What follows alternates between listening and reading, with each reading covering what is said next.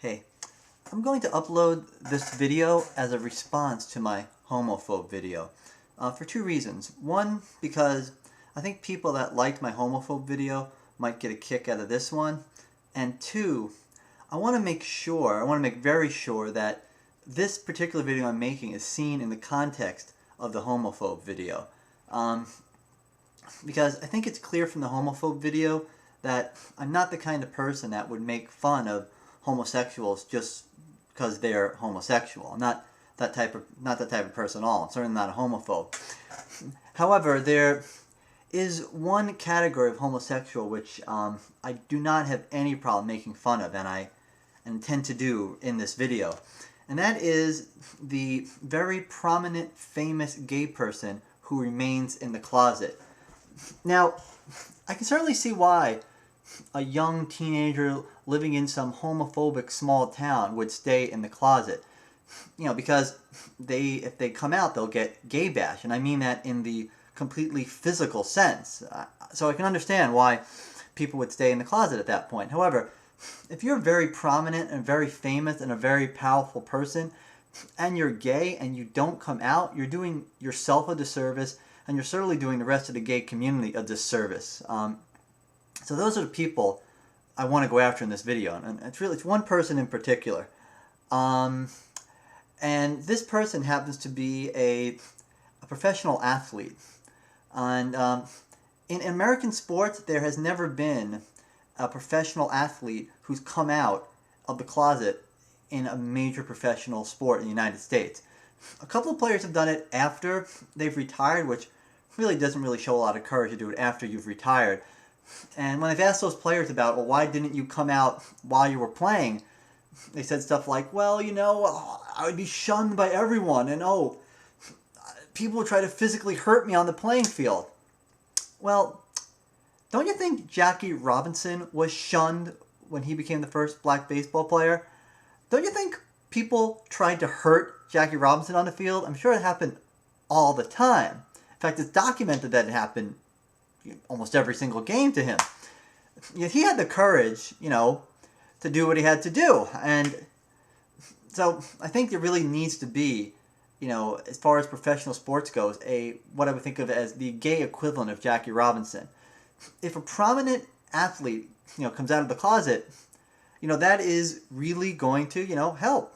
You know, it's going to break a lot of stereotypes. And that being said, in this video, I use a lot of stereotypes that I really don't believe in this little segment I'm going to do.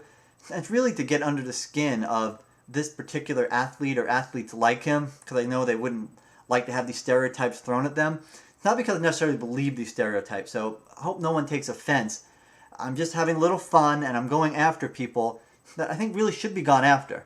That's why I'm doing it. So please take this in that context. Now, I'm going to be talking about baseball a bit, so I'm going to run a brief segment that just gives a background to those who don't really know much about baseball. Okay, here we go. Okay, for those of you who aren't from America, in the game of baseball, a pitcher stands on a mound and throws the ball. The ball is caught by a player who's known as the catcher, sometimes called the receiver. He catches the ball and he sits behind something that's called home plate. Meanwhile, the batter stands at home plate and tries to hit the ball. Now, if the hitter hits a very hard line drive that travels in a straight line, one baseball term for that is a frozen rope. Another thing you'll need to know is that occasionally a pitcher will try to throw the ball intentionally at the batter's head. That's known as a beanball, and when the pitcher does it, you would say that the pitcher beaned the batter. So that's a beanball.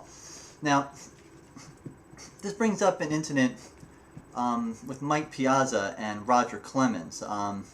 In the 2000 World Series, the Mets and Yankees were playing each other in the World Series, and earlier in the year, Clemens had beaned Piazza in a game. So there's a lot of tension going into the World Series, and during the World Series, it got to the point where Piazza swung the bat broke, the bat rolled out towards Clemens, and Clemens actually picked up the bat and threw the bat at Piazza. So there's a lot of bad blood there, but there wasn't any fighting, you know, I guess cooler heads prevailed, though a lot of Met fans had wished Piazza had gone out and throttled Clemens at that point. But that will come into play in the song. But the point of this is that sometime around the 2001 season, or perhaps 2002 season, Mike Piazza, somewhere completely out of the blue, called a press conference to announce that he was not homosexual. Now, I had never heard of Mike Piazza being homosexual. So to paraphrase Shakespeare, methinks he doth protest too much. It was at that point where I became convinced that Mike Piazza was a closeted homosexual. Could be wrong about that, but why would he hold a press conference to announce this? I mean, I don't think anyone was making any rumors. Unless those rumors really hit close to home, why would he even bother? So that's where I got that idea. And this is where I got this idea for the song I wrote in roughly 2001. Now at the time, there was a popular song by someone else who I believe is a closeted homosexual, and that's Ricky Martin. He was famous for living La Vida Loca. So I took Ricky Martin's song, a closeted homosexual perhaps, and I took Mike Piazza, who was perhaps a closeted homosexual. I put the two together, and what you'll see next is what I came up with. So here you are. This is Living La Vida Piazza. He dates the playboy playmates, hot chicks, the babes, the dolls, but they're not his ideal dates. He needs someone with balls.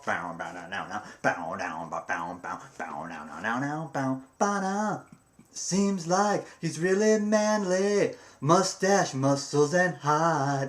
But deep down, he's just a pansy. When Clemens beans him, he won't fight. He knows how to handle a bat and every ball he sees.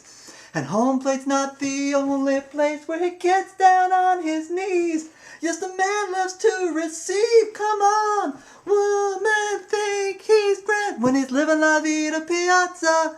But it is all a sham when he's living La Vida Piazza. 'Cause next to his strong hands, his wrists are as limp as wet pasta. He just wants a man. He's living La Vida Piazza. Living La Vida Piazza.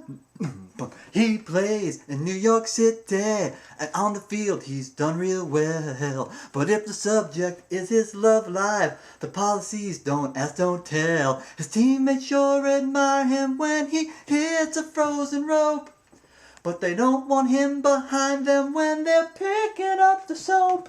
Oh, that is Mike's greatest hope. Come on, woman, think he's grand when he's living La Vida Piazza. But it is all a sham when he's living La Vida Piazza. 'Cause next to his strong hands, his wrists are as limp as wet pasta. He just wants a man. He's living La Vida Piazza. Living La Vida Piazza. He knows how to handle a bat and every ball he sees. And home plate's not the only place where he gets down on his knees. Yes, the man loves to receive. Come on, woman, think he's grand when he's living La Vida Piazza. But it is all a sham when he's living La Vida Piazza. 'Cause next to his strong hands, his wrists are as limp as wet pasta. He just wants a man. He's living La Vida Piazza. He's living La Vida Piazza. Living La Vida Piazza. Living La Vida Piazza. Living La Vida Piazza. Okay, maybe I'm wrong. Maybe Mike Piazza isn't a homosexual, but he did hold a press conference where he said he wasn't a homosexual, as if being a homosexual was some kind of disease. So he kind of had this coming either way. And also, I want to apologize for recycling really old material. I wish YouTube existed back in 2001. This would have been a lot more topical and a lot funnier back then. But I've kind of had this sitting in the vault all this years, and I said, oh, what the heck? Let's release it. You know, could be fun. So I hope you're able to put yourself in the time machine like you were back in 2001, and then maybe it'll make more sense. But in any case, the lyrics to the song are on the description. So until next time, I'll see you later.